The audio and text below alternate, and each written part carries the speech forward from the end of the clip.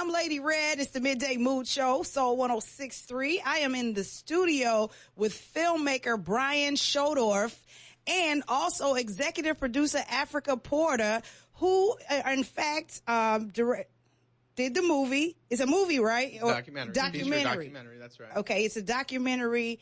It's called Chicago at the Crossroad. Can you give us a little bit more insight as to what that's right. Chicago at the Crossroad is? Spent about 5 years filming a documentary about Chicago's issues around segregation and housing.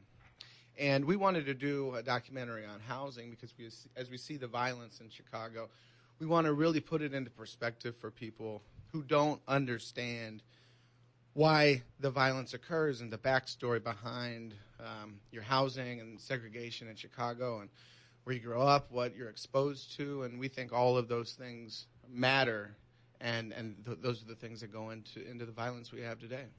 Okay, so what gave you this idea to even do this? Because, you know, we have so many documentaries about Chicago, but none, I don't think, that intertwine with the housing as a cause of what's going on. Yeah, and Afrika Porter has been involved in community activism for a long time. Okay.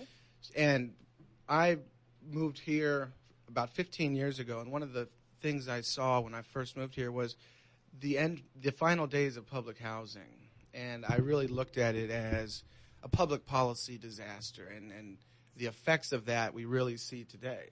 Absolutely. I think housing dictates a lot in terms of your well-being. So where you live predicates where you grocery shop. You understand? Where your children go to school, you know, what they're exposed to, good and bad. So I think housing is very, very vital. And when it comes to Chicago leading in homicides, this was a sure topic, I think, to choose to really delve into. Into some solutions. Yeah, of course. We all need solutions. I mean, so with this documentary, what solutions have you guys, come? Well, we wanted to let the people tell their story. And when we go out into some of these neighborhoods, we were surprised at how much people want to share their story and their struggle. Right. And it happens every day. So with documentary, we don't necessarily have all the solutions. Right. We may not have very many.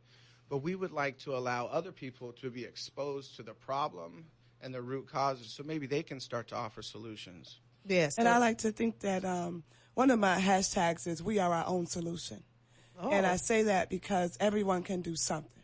You understand? So whether you're an educator, you're a mentor, and I think it starts with the simple act of just speaking to one another. Something as simple as that smiling when you see someone, another human being. You know, it goes a long way. When you see a young person, without making judgment if they're on the corner, if they look like they may be up to no good, just engage them. Hey, how you doing today? You understand? We never know how far that can go. So I think the solution doesn't always have to come from the top in terms of the president, the government, the mayor. It can come from within all of us. Yeah, and I agree with you. I totally agree. We no longer know our neighbors, so we don't speak to the person next door. When back in the day, we knew everybody on the block, and you got in trouble on the next block, you would get your parents already knew before you even got home. That's right. So that's awesome. So with this film, it says this project took 15 years to That's put right. together? We started documenting the final days of high-rise public housing.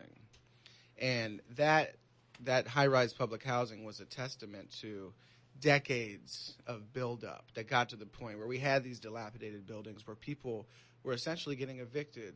And it's when we started seeing that resegregation into pockets of neighborhoods that we have today that didn't offer the social services that in the beginning that high-rise public housing offered, because it wasn't all rooted in sinister intentions. People did need housing in the 50s and 60s and 70s, but the ultimate result was very bad for the city and cities across the country.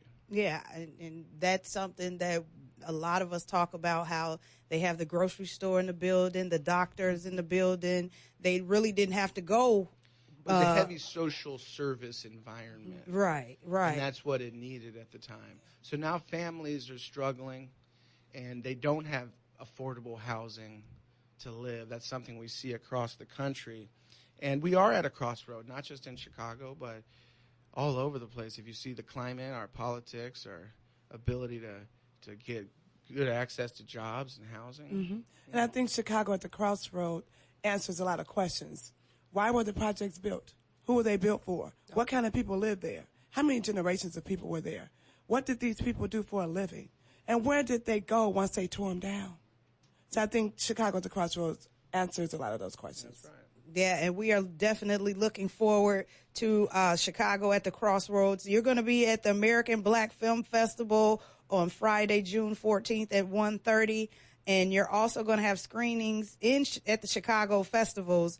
Their website is chicagoatthecrossroads.com.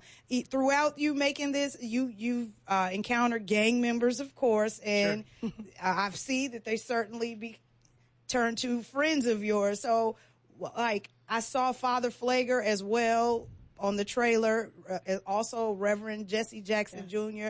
How did they get involved in the Chicago at the Crossroads? What?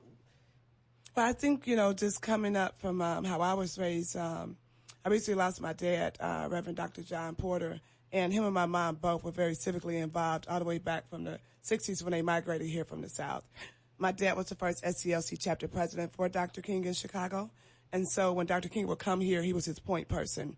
So from that, I've had relationships with a lot of strong people in the city. Mm-hmm. So it was, very, very nice and easy to reach out to Father Mike, and to Reverend Jackson Sr. and ask them if they would be a part, and they were obliged. Yeah, and this has been a collective effort, which is what we really need right now as a city, because as we've seen, what we've done to create an equitable city for all hasn't worked in the past, and policing isn't working. Mm-hmm. We believe in trauma counseling, mm-hmm. nurturing our fellow citizens, and getting involved collectively to try to solve this problem, because that's the only way this is gonna get anywhere. Absolutely, working together, getting to know your neighbors, mm-hmm. So you don't see any strange people in your neighborhood. And when the projects were torn down, they did scatter people throughout the neighborhoods, and people, are territorial. Like, here's a new person, so now there's an influx in mm-hmm. the neighborhoods of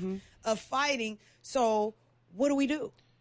Well, I believe it takes everybody in the city to be sick of the reputation that we have in Chicago, across the world. Mm-hmm. Right now you say Chicago and people are startled. So it takes nonprofits, the for-profit sector, it takes the government sector to come together. Some of these Fortune 500 companies we have downtown have to get involved. So it's going to take everybody, because these communities weren't built on their own, and they're not going to get better on their own either. Absolutely.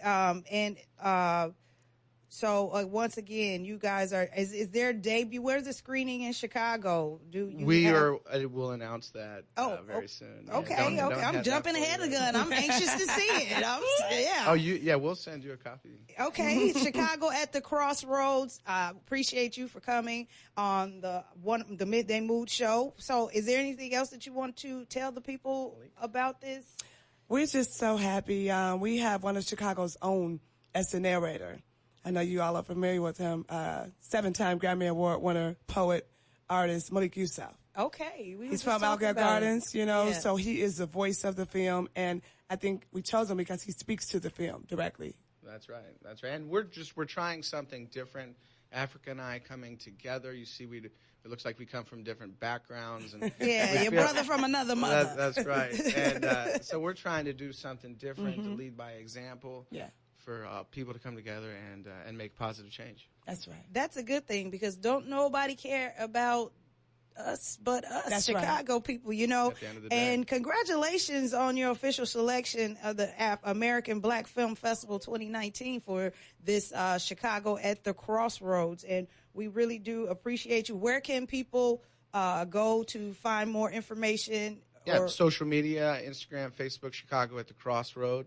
Website is www.chicagoatthecrossroad.com. You can watch our trailer, see our cast, and learn about the producers. All right. We appreciate you. And Miss Afrika Porter, where can the people find you as well? My social media is Afrika. That's Afrika with a K, Afrika. Last name is Porter, Porter, and everything is at Sister, Sista, Afrika. Thank you. Yes, and Chicago, be on the lookout for this documentary, Chicago at the Crossroads. I watched the trailer, and it was massive from just the little part that I saw. So we really need to support this. We really need to get the awareness out on what's going on, because once we become aware, then we can find solutions. That's right. So we appreciate you for coming. Anything else you would like to say? You look like you want to say something else, Brian. I just want to say thank you, Yes. and thank you for everybody here for having us. We really appreciate you guys. Thank you so much for having us. So and congratulations on your show. Yes.